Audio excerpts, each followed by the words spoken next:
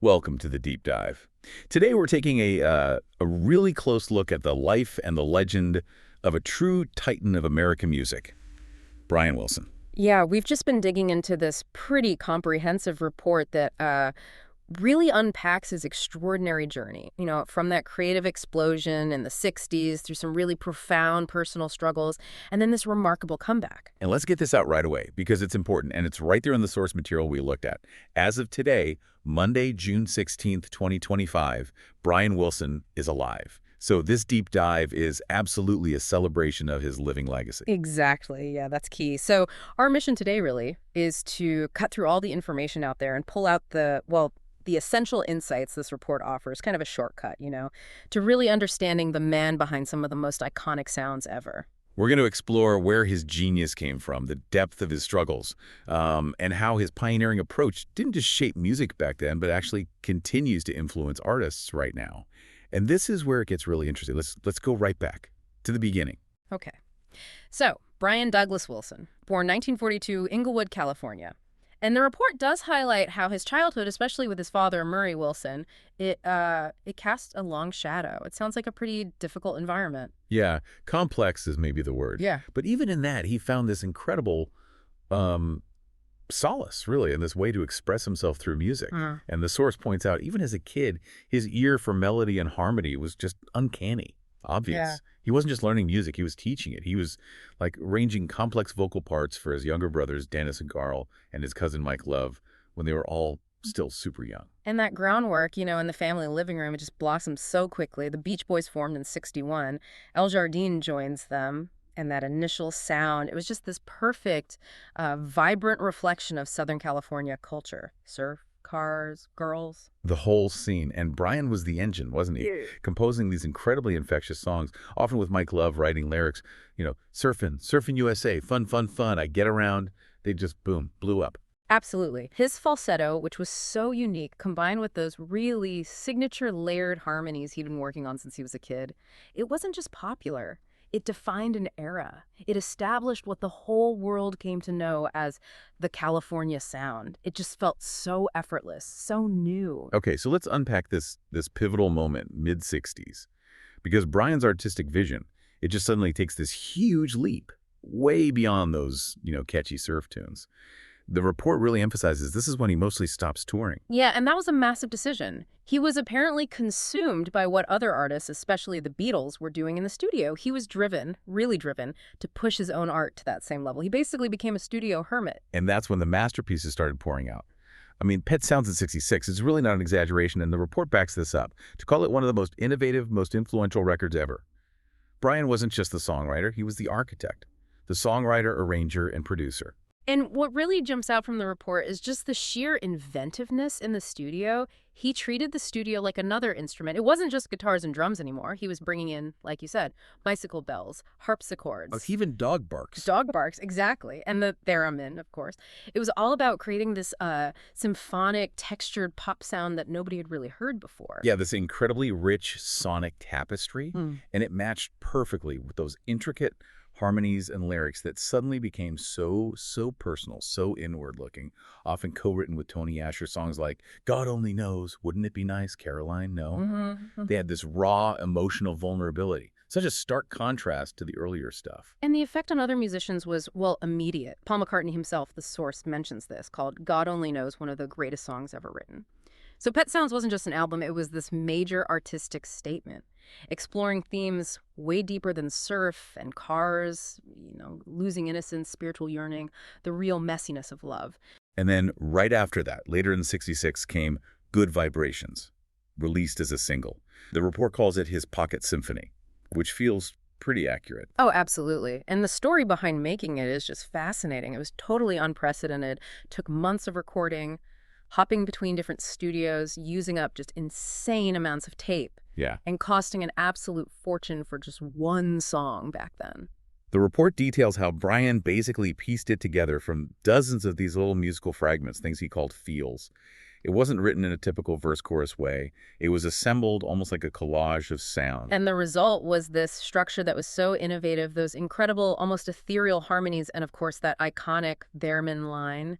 It was a global smash hit, a total landmark in psychedelic pop. And it just cemented Brian's reputation as the studio visionary, someone really pushing the edges of what pop music could be. So after the huge success of Good Vibrations, Brian immediately set his sights even higher with Smile. Right. This was meant to be the grand follow-up to Pet Sounds. He famously called it a teenage symphony to God. It was this sprawling, super experimental project designed to completely break musical boundaries. But, as the report lays out, it just didn't happen. It was abandoned in 1967. The sheer weight of expectation, combined with, increasing drug use and these intensifying mental health struggles, which were later diagnosed as schizoaffective disorder. It all just became too much. Yeah, the pressure was immense. And the unfinished album, Smile, it became this almost mythical thing in rock history, a symbol of both the absolute peak of his artistic ambition and, unfortunately, the start of a really, really difficult period for him personally, the Great Lost Album. Thankfully, though, as the source notes, a lot of that amazing material did eventually come out over the years, in bits and pieces. Yeah. And then, in this really powerful moment, Brian himself went back, re-recorded, and finally completed Smiley in 2004. Which was huge. Yeah. It got massive critical acclaim, finally won him a Grammy for it. It felt like, some kind of closure to that whole saga decades later. But those years right after Smile fell apart, they were incredibly tough. He mostly withdrew from public view, was battling severe anxiety, depression, drug dependency. It was a dark time. Yeah, the report touches on how his health really suffered visibly then, and his creative work became much more sporadic.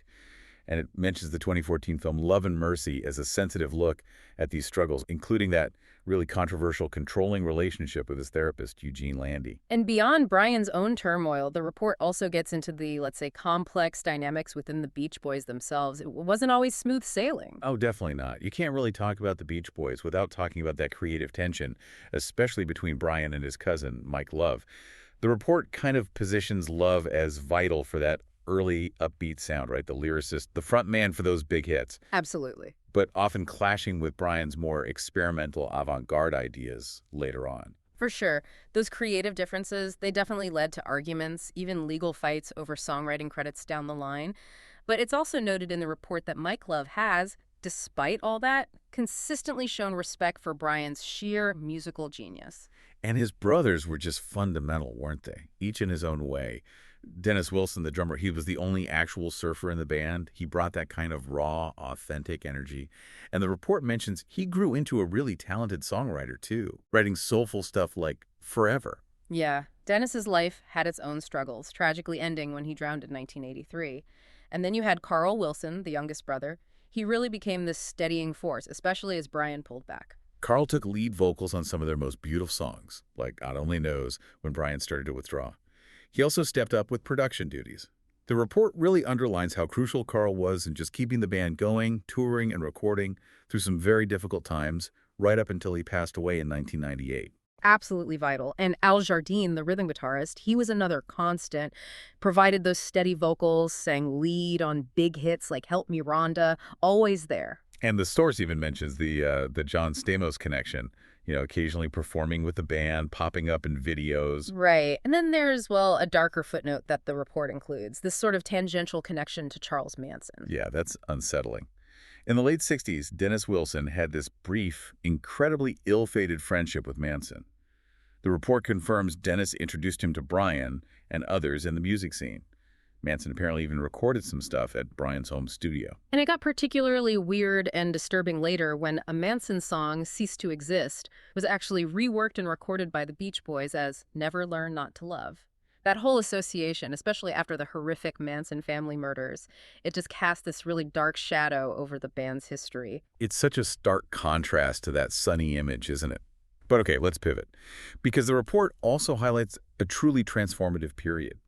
Brian's path towards recovery and this vibrant return to music. And this huge shift is really deeply tied to his relationship and then his marriage to Melinda Ledbetter. They got married in '95, and the report really credits her as just this vital force in his life right up until she sadly passed away in early 2024. Yeah, she's widely seen as the person who helped him break free from those controlling situations, like with Dr. Landy, and guided him towards getting the proper medical help he needed for his mental health. And crucially, she encouraged him to get back to music. She was apparently instrumental in getting his solo career going again, getting him back on stage, performing live. Brian himself often called Melinda his savior. He really acknowledged the immense positive impact she had. And his solo career has been really significant. Finishing Smiley in 2004 was just this massive moment, right? Finally bringing that whole ambitious thing full circle. Huge. And he's done successful tours since then, really connected with fans again, playing the classics but also new stuff. He's earned a lot of renewed critical acclaim for his later work, too. And it's interesting, the family musical legacy carries on, too. His daughters, Carney and Wendy Wilson, from his first marriage, they had huge success with Wilson Phillips. And Brian and Melinda also built a family, adopting 5 other children together. And even recent events like that Grammy salute to the Beach Boys in early 2023 where Brian was there, it just underscores that his influence is still incredibly powerful. The report notes how artists across generations were there, paying tribute, performing his songs. Yeah, you see younger artists now like Marcus King or Gracie Abrams citing the Beach Boys and Brian Wilson specifically as major influences. It shows that sound it really does transcend time. So if we kind of tie this all together, the report's ultimate point is just the undeniable lasting legacy of Brian Wilson as a true musical visionary. His pioneering work in the studio, how he used multi-track recording, those incredibly complex arrangements, it completely reshaped how pop and rock music were made, period. He went so far beyond simple song structures. He crafted these immersive sonic worlds that somehow felt deeply personal, but also universally resonant. You just felt them. And that ability he had to weave together those complex, beautiful harmonies with intricate melodies and lyrics that actually explored deep ideas. Yeah. It just set a completely new standard for album-based rock music. He was really operating on the same artistic level as bands like the Beatles. Which is exactly why he was inducted, rightly so, into the Rock and Roll Hall of Fame with the Beach Boys back in '88. And his influence is just everywhere. You can hear traces of it in countless artists across pretty much every genre you can think of. He really proved that pop music could be serious art. That it could express, the deepest human emotions and complex thoughts. And despite a life that was clearly marked by profound personal struggles, serious mental health challenges, terrible losses, his fundamental drive, his commitment to creating music, it just never really went away. His melodies, those harmonies, they still resonate so strongly today. They bring so much joy, but also those moments of real, quiet introspection to people all over the world. It absolutely cements his place, not just as one of America's greatest composers, but as a true artistic visionary. His whole journey, which this report captures so vividly, it's just this powerful testament to creativity, to resilience, and really to the transformative power of music itself.